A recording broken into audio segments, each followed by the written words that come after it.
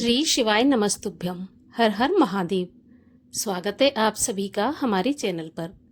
आज के इस वीडियो में हम आपको बताएंगे सावन मास का पहला प्रदोष का व्रत कब रखा जाएगा, त्रयोदशी तिथि कब आरंभ होगी, कब समाप्त होगी, साथ ही साथ प्रदोष काल पूजा का शुभ मुहूर्त क्या रहेगा और प्रदोष के दिन राहु काल का समय क्या रहेगा। इस सभी के बारे में हम आज के इस वीडियो में बात करने वाले हैं। तो वीडियो बहुत महत्वपूर्ण है, पूरा देखिए। और अगर आपको वीडियो उपयोगी लगता है, पसंद आता है, तो लाइक अवश्य कर दीजिए, क्योंकि आपके लाइक से हमें ये पता चलता है कि आपको हमारा वीडियो पसंद आया है। और ऐसी ही और जानकारियाँ प्राप्त करने के लिए, प्रदोष व्रत कथा सुनने के लिए चैनल को सब्सक्राइब करके बेल आइकन पर क्लिक कर लीजिए, जिससे आने वाले वीडियोस के नोटिफिकेशन आपके पास सबसे पहले आ जाएं। तो चलिए अब हम शुरू करते हैं आज का वीडियो। तो देखिए, महीने में 2 त्रयोदशी तिथि आती हैं और त्रयोदशी तिथि भगवान शिव को अर्पित होती हैं। इस दिन प्रदोष का व्रत रखा जाता है। प्रदोष का व्रत रखने से भगवान शिव प्रसन्न होते हैं। प्रदोष काल में भगवान शिव की पूजा करने से, अर्चना करने से भगवान शिव प्रसन्न होकर मन की सभी कामनाएं पूर्ण करते हैं। वैसे तो सारे ही प्रदोष व्रत अपने आप में महत्वपूर्ण है, लेकिन ये जो सावन का प्रदोष का व्रत है, ये सबसे ज़्यादा महत्वपूर्ण है। वो इसलिए क्योंकि सावन का पूरा ही महीना भगवान शिव को समर्पित है। भगवान शिव सावन के महीने को बहुत अधिक प्यारा मानते हैं। इसीलिए सावन के महीने में जो प्रदोष व्रत आता है, उसमें यदि व्रती व्रत रखता है, भगवान शिव की पूजा करता है, तो अनंत गुना फल की प्राप्ति होती है। अब अगर कोई पहली बार प्रदोष का व्रत रखना चाहता है, तो इस महीने से शुरू कर सकते हैं। बहुत ही पावन महीना है। प्रदोष का व्रत, सोमवार का व्रत, भगवान शिव को समर्पित कोई भी व्रत अगर पहली बार करना चाहते हैं या आप आरंभ करने की सोच रहे हैं, तो सबसे पावन महीना है। बिल्कुल आप शुरू कर सकते हैं। इससे ज़्यादा अच्छा महीना आपको प्राप्त नहीं हो सकता। तो अगर प्रदोष का व्रत, शिवरात्रि का व्रत, सोमवार का व्रत उठाना चाहते हैं, तो अवश्य उठाएं। प्रदोष के व्रत में व्रती को चाहिए कि सुबह ब्रह्म मुहूर्त में उठने के बाद, स्नान आदि से निवृत्त होने के बाद सूर्य भगवान को जल अर्पित करें, भगवान शिव की पूजा अर्चना करें। अगर जाकर मंदिर में जाकर आप कर सकते हैं, तो मंदिर में जाकर करना उचित रहेगा। लेकिन अगर आप किसी भी वजह से मंदिर नहीं जा सकते, तो घर पर भी पूजा कर सकते हैं।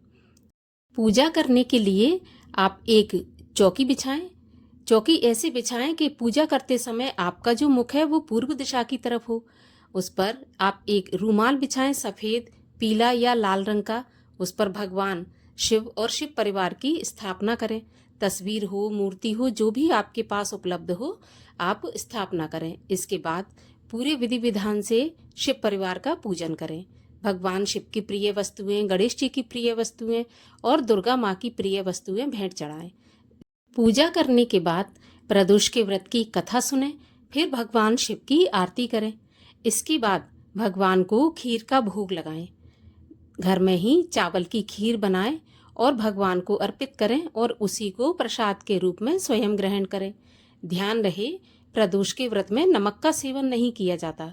मैंने बहुत से भक्तों को देखा है कि सेंधे नमक का प्रयोग करते हैं, परंतु न सेंधा नमक न समुद्री नमक, कोई भी नमक प्रदोष के व्रत में नहीं लिया जाता। तो व्रत आप जब रखते हैं तो नमक का सेवन बिल्कुल ना करें। इसके बाद भगवान शिव की आरती करने के बाद पूजा संपन्न करें।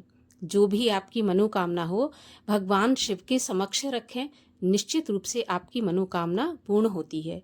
और इस बार का जो प्रदोष का व्रत है वो मंगलवार को होने जा रहा है, तो ये भौम प्रदोष कहलाएगा, जो कि ऋण के लिए, कर्जा अगर आपके ऊपर है उसके लिए, शारीरिक जो आपकी परेशानी है उसके लिए बहुत ही उत्तम व्रत है। इस व्रत को करने से सारी समस्याएं दूर हो जाती हैं। और आइए अब आपको बताते हैं कि सावन के महीने का पहला प्रदोष व्रत कब रखा जाएगा। तो देखिए, त्रयोदशी तिथि प्रारंभ होगी 22 जुलाई मंगलवार की सुबह 7:05 पर और त्रयोदशी तिथि समाप्त होगी 23 जुलाई बुधवार की सुबह 4:39 पर। अब प्रदोष का व्रत प्रदोषकालीन त्रयोदशी तिथि में रखा जाता है।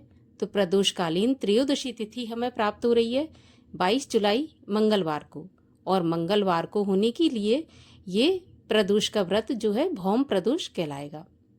प्रदोष काल पूजा का शुभ मुहूर्त रहेगा 22 जुलाई मंगलवार को शाम को 6:45 से रात्रि 8:30 तक। इसी समय के बीच आप अपनी पूजा संपन्न करें। और 22 जुलाई मंगलवार को राहु काल का समय रहेगा दोपहर को 3 बजे से 4:30 बजे तक, और राहु काल के समय की गणना अशुभ समय में होती है।